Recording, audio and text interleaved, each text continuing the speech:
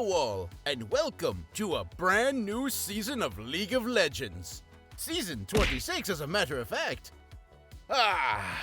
Nothing says more than shouting sayonara to the rusty, stale, bland, boring, frustrating, lackluster, uninspired poo-poo, devoid of life season of League than a new cinematic that looks visually stunning, filled with its many, many assets that never bear any resemblance to the real thing. Sounds like my first marriage. Anywho, when a new season of League drops, the devs try to spice it up, and for the last couple of years, they have put themes to each season, along with big changes to gameplay, as well as events to come out throughout the year. There's also skins for your beloved champions, unless your favorite champ is Skarner, Zillion, Udyr, or Rumble. Sorry to say, but not happening. Teased champions to come out within the year, hopefully nothing too crazy. And like I said, a theme! Previous themes were interesting, like the Ruined Nation, where we finally got to see and play as the long-awaited yet very disappointing Viego, the Ruined King. He's very popular, but I think he's lame, and personally, I think it was a letdown. We also had the Season of New Runes. That's pretty self-explanatory, as well as the Season of Dragons. Also self-explanatory. I'm obviously missing way more, but my memory with this game is on par with someone who was just struck by a car, so bear with me. With all of that, this season brings the new theme, Demacia! Yes, I agree, it's very boring, but we're in Demacia now, deal with it. Demacia! A very boring nation that looks awesomely pristine, but the lore behind it is pretty meh. Well, actually, I don't really know much about Demacia, other than it's home to a couple of champions like Lux and Garen and Jarvan and several more, but naming just a few points to how meh it really is. It is also home to a bunch of anti-mages. That's right! In a wonderfully fantastical world that is League, where magic is a thing and it thrives, the people of Demacia hate it, and they will oust you faster than you can say tuk toyak tuk. But that's enough of the lore dumping, because I fear that not only will I put you to sleep, but also myself as well. For the Demacia-themed season, there are Demacian-themed skins. Some are cool, like Petricite Cho'Gath or Petricite Nautilus. Then there are some other themed skins that are Demacian-based, but they have different names and I didn't remember. Sue me.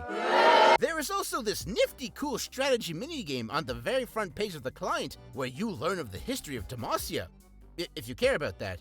And is taught through Lux's eyes, and narrating alongside her is her aunt, Aunt Hildy. Oh wait, I read that wrong. It's Tiana. Aunt Tiana. Anyways, you play through that by building strongholds, attacking monsters, boar people, and mages. 'Cause, why not? And you slowly build Demacia and blah blah blah blah blah. I've played it a very little bit. It's quite fun. You should try it out. With that in mind, I did mention earlier that there will be champion stuffs happening in this season as well, like the long-awaited Shyvana rework that looks dope as hell. But that also means new champions will be added, and I think Aunt Hildy, Aunt Tiana will be one of them. I'm not the only one who thinks this, Everyone does. She was shown years ago in the League of Legends card game called Legends of Runeterra. They did the same thing with Yone, where they showed him, and he's now currently playable as a spectral demon hunter spirit man thingy. So, why not her? 'Cause she was in there too. Also, people have been asking for her to be playable in League of Legends, so you know what? I think it's inevitability at this point. For other such champs to be added, I'm not too sure myself. We may get characters like Kayle and Morgana's mother, Mahira, Don't laugh. I don't know. That's some angels versus demon stuff. Let me call Tom Hanks and get back to you on that. Skins! My personal favorite of every new season, skins. The cosmetic goodies where the devs can show off their creativity and greed. Some are awesome, cool, and reference to some sort of pop culture reference, like Aegis Frame Galio. And some are just, why? Why? Why? Yes, I know I'm gushing and fawning over something that'll leave me broke. But sometimes a skin can really do a champ some justice. Or it can flop worse than a pancake flip fail.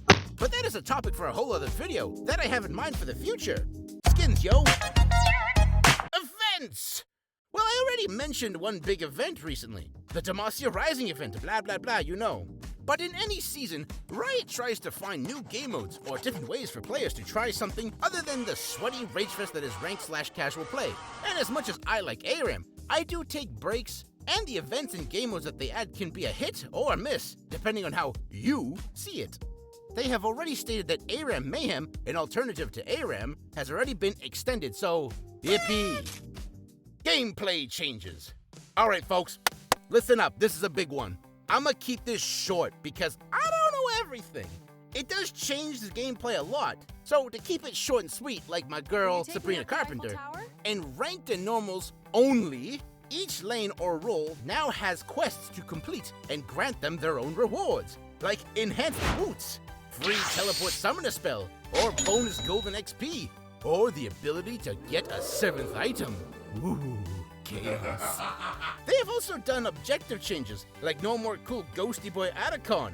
Come the way of the dodo bird. And some other unimportant stuff that I forgot and don't think it's really important. Oh wait! I remembered! I saved the best for last.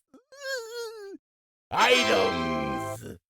Oh, with a new season brings in new items and retires some old ones while also pulling certain ones back out of retirement and back into circuit.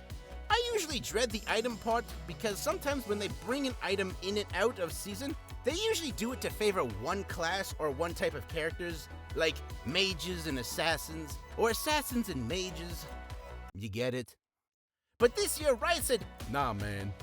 Assassins have been lacking this year, so to spice them back up, they gave them a few new things. And nothing too crazy. And they gave them this!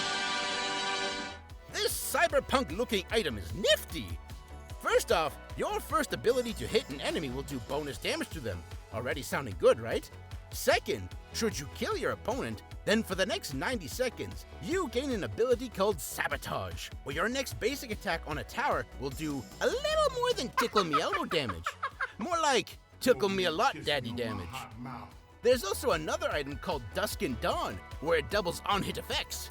I cannot properly explain what on-hit effect is, but trust me, it's really good. Then there's Endless Hunger, an item that makes you go from, help me, mommy, these bullies are picking on me, to, did somebody call a doctor? And lastly, there are my two personal favorites, Bandle Pipes and Protoplasm Harness. Okay, step back for a moment. Let me tell you about these two beauties, alright? Bandle Pipes, or Bagpipes as I call them, because, you know, why not, is a support item, but I like to use them on champs like Singed, Lilia, and Rammus. Why? Because when you slow or immobilize an enemy, you gain movement speed equivalent to Sonic. You can also give nearby teammates a lot of attack speed for 8 seconds. It's a chef's kiss to me. Now, Protoplasm is like a blast from the past.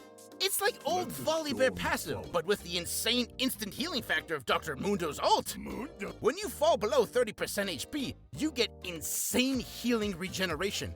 You also get bonus movement speed and tenacity.